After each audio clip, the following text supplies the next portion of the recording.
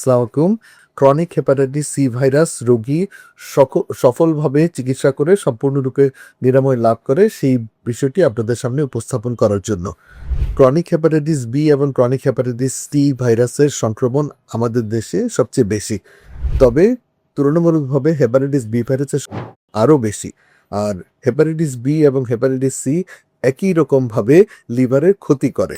অর্থাৎ এ এই ভাইরাসগুলো প্রথমে রক্তে আসে এবং রক্তে থেকে পরবর্তীতে লিভারকে আক্রমণ করে এবং লিভারের যাবতীয় ক্ষতি সাধন করে। এখানে বলে রাখা ভালো, এই দুটি ভাইরাসকে বলা হয় হেপাটোট্রপিক ভাইরাস। অর্থাৎ এই ভাইরাসগুলো শরীরে প্রবেশ করে শুধুমাত্র লিভারের ক্ষতি সাধন করে, অন্য কোনো অঙ্গে ক্ষতি সাধন করে না। আর এই দুটি ভাইরাসকে বলা হয় ক্যান্সার প্রস্তুতকারী ভাইরাস। অর্থাৎ এই দুইটা ভাইরাস ক্যান্সার তৈরি করতে পারে। সেই ক্যান্সারটি কি? Liver cancer. তাহলে আমরা আজ দুটি গুরুত্বপূর্ণ বিষয়ে জানতে পারলাম। সেটি হলো ক্রনিক হেপাটাইটিস বি এবং chronic hepatitis C virus cirrhosis হতে পারে এবং এই দুটি ভাইরাস থেকে লিভার ক্যান্সারও হতে পারে। তবে এই দুটি ভাইরাসের মধ্যে হেপাটাইটিস সি ভাইরাসের চিকিৎসা অত্যন্ত কার্যকরী।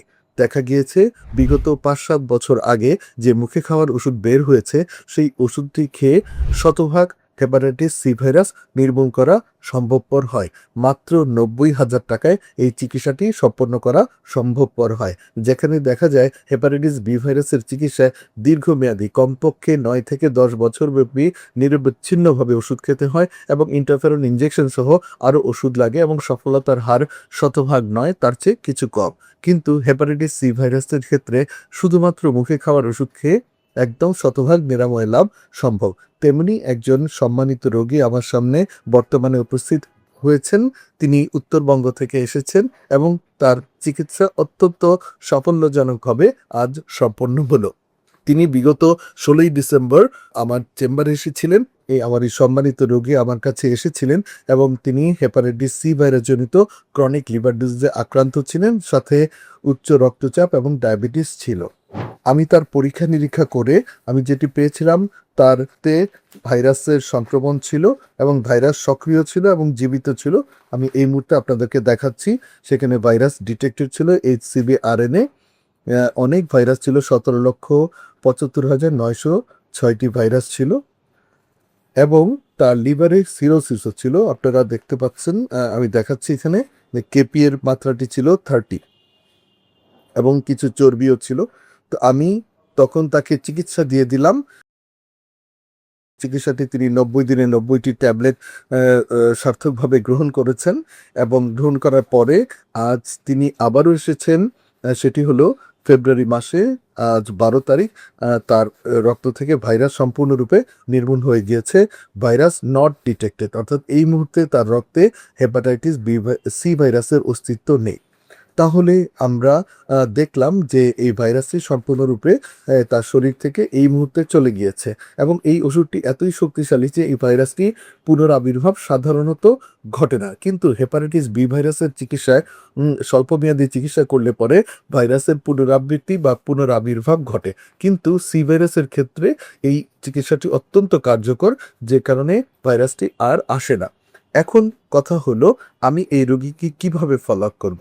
৬ মাস পরে ওনার আবারও HCV RNA PCR পরীক্ষা করে আমি SVR সাস্টেইনড ভাইরোলজিক্যাল রেসপন্স, অর্থাৎ তার যে ভাইরাস শরীর থেকে চলে গিয়েছে এটি স্থায়ী হচ্ছে কিনা সেটি জানার জন্য, SVR জানার জন্য ৬ মাস পরে ওনার এই পরীক্ষাটি আবার করব এবং তখন একদম নিশ্চিত হব ভাইরাসই তার শরীর থেকে সম্পূর্ণরূপে চলে গেল কিনা।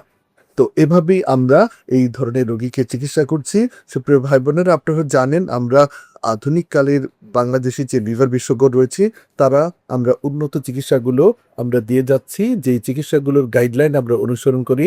আমেরিকান যে গাইডলাইন রয়েছে, association for study of liver, আমেরিকার যে সমিতি রয়েছে, এবং ইউরোপিয়ান যে ইজেল, ইউরোপীয় যে association for study of liver ডিজিজের যে সমিতি রয়েছে, কিংবা অ্যাপাসাল এশিয়ান প্যাসিফিক অঞ্চলের যে যে গাইডলাইনগুলো রয়েছে সেইগুলোর মিথস্ক্রিয়ায় আমরা আমাদের দেশি ও ওষুধ শিল্প প্রতিষ্ঠান এবং রোগীদের আর্থসামাজিক অবস্থার কথা বিবেচনা করে আমরা এই চিকিৎসাগুলো দিয়ে যাচ্ছি। তবে এই চিকিৎসাগুলো সবই মানসম্মত এবং উন্নত বিশ্বে রোগীদেরকে যেভাবে দেওয়া হয় আমরা সেভাবেই এই চিকিৎসাগুলো দিচ্ছি এবং রোগীরা অত্যন্ত ভালো ফলাফল পাচ্ছে।